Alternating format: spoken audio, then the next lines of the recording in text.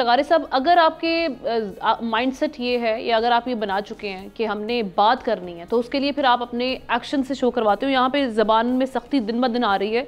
P T I کی تمام جتنی بھی لیڈرشپ اس وقت ہم دیکھ رہے ہیں، لیڈرشپ میں بھی اور جو باقی رہنما ہیں، گنڈا پور صاحب کی اگر بات کری جائے، روزانہ وہ توپوں کا رخ کر رہے ہیں اور ہر طرف وہ گولیاں برسا رہے ہیں. اب ایسے حالات میں عارف الوی صاحب کو سامنے کرنا یہ ایک مناسب فیصلہ ہے اور وہ برج کا کردار ادا کر سکیں گے. اور سوال کا دوسرا حصہ مریم نواز صاحبہ کا جی ہم تیار نہیں ہیں مذاکرات کے لیے، رانا ثناء اللہ کچھ اور کہہ رہے ہیں. مریم نواز کے پاس اسکوپ ہی اتنا ہے کہ وہ یہی کہہ سکتی ہیں کہ مذاکرات ہم نہیں کریں گے اور ہم دہشت گردوں سے مذاکرات نہیں کریں گے. رانا ثناء اللہ ایک سیزن پولیٹیشین ہیں اور سخت اور گرم دیکھ چکے ہیں.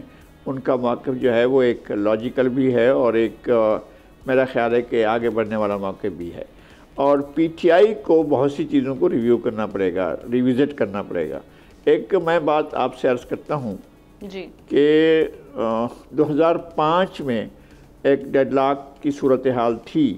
میں ملا تھا میاں نواز شریف صاحب سے جدہ میں اور کوئی تقریباً کچھ 6-7 گھنٹے کی ایک طویل گفتگو تھی اور وہ ان سے سگنل تب اس وقت بھی ایسے مل رہے تھے کہ وہ شاید محترمہ بے نظیر بھٹو سے ملنے کے لیے تیار نہیں، بلکہ انہوں نے ایک شیخ رشید کا بیان جو وزیر کے طور پر انہوں نے دیا تھا اس کو بار بار سنا. ان کے ایک چودھری صاحب ہیں، وہ ان کو خبریں سناتے ہیں، تو ان کو کہا کہ یہ خبر دوبارہ پڑھیں. پھر دوسری بار، پھر چوتھی بار، پھر پانچویں بار. اس میں شیخ رشید نے کہا تھا کہ اگر کورٹ نے بے نظیر بھٹو کے ساتھ کوئی رعایت کی تو ہم اس حساب سے ان کے ساتھ ڈیل کریں گے، اگر انہوں نے جو ہے سخت رویہ کیا تو پھر ہم کورٹ کی طرف دیکھیں گے.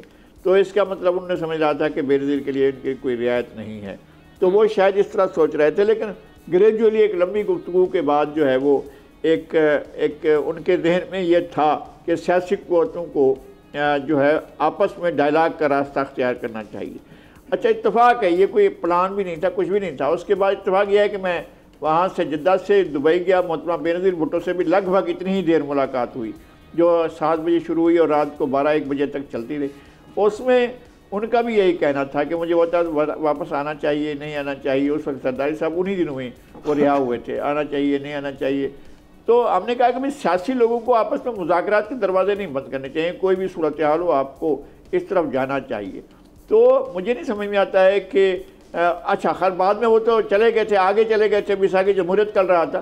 تو یہ ان کو کس نے منع کیا ہے کہ وہ اگر ایسا بیساکھی جمہوریت کریں، بیساکھی معیشت کریں اور کہیں کہ جناب اگر ان کا یہ خیال ہے جو باقاعدہ وہ اس پر مذمت بھی کرتے رہے اور کسی کو میر جعفر کسی کو میر صادق کہتے رہے، اگر ان کا یہ خیال ہے کہ جناب ہم نے اس ساری صورتحال سے باہر نکلنا ہے اور پاکستان کے اندر سیاسی جو لیڈرشپ ہے اس کو اسرٹ کرنا ہے تو انہیں مذاکرات کے لیے سیاستدانوں کے پاس جانا ہوگا.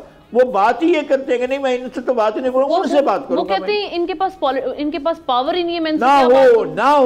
نہ ہو اس کے باوجود بھی آپ نے مذاکرات تو ان سے کرنے ہیں نا. آپ کو مذاکرات یہ تھوڑی ہے کہ اگر آپ کوئی شکایات ہے اسٹیبلشمنٹ سے، اگر آپ کو شکایت ہے کہ جناب سیکورٹی ادارے جو ہیں وہ آپ کو اسپیس نہیں دے رہے ہیں تو پھر کہاں جائیں گے؟ آپ کو تو اسپیس چاہیے نا. اسپیس کہاں سے ملے گی آپ کو؟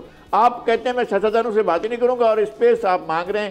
آپ مانگ رہے ہیں اسپیس. جناب ہمیں آرمی چیف اسپیس دیں اور ڈی جی آئی ایس جن کا کام ہی نہیں ہے، ان کی کوئی ایسا کام نہیں ہے کہ وہ اسپیس دیں کسی کو یا اسپیس نہ دیں. وہ ڈائلاگ کریں یا نہ کریں، کیوں ڈائلاگ کریں کسی کے ساتھ؟ اور ان کی اپنی آفیشیل ذمہ داریاں تو ایسی نہیں ہے کہ وہ سیاسی لوگوں سے سیاسی مذاکرات کرتے رہیں. اور وہ تو سیاست کا کیا تعلق ہے ہمارے آرم فورسز کو؟ ان کا تو کوئی ایسا سیاسی رول نہیں.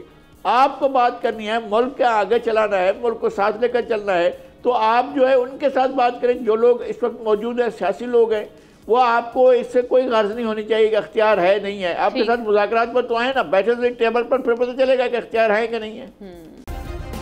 سبسکرائب کریں اور بیل دبائیں تاکہ کوئی خبر رہ نہ جائے.